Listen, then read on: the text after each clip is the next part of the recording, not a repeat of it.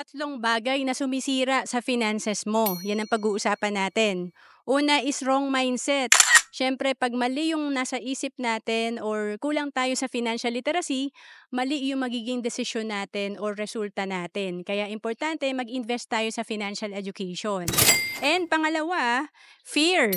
Ito yung takot tayo magnegosyo at mag-invest. Alam mo ba sa cash flow quadrant ni Robert Kiyosaki, importante talaga na business owner tayo at investor para mag-grow tayo sa ating personal finance. Pangatlo, procrastination. Ito yung dapat hindi tayo nagde-delay sa ating pag-iipon at pag-i-invest.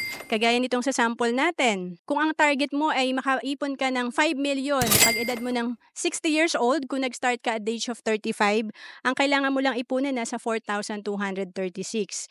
Pero kapag nag-start ka at the age of 55, ang laki na ng kailangan mo ipunin dahil nag-delay ka, 68,249.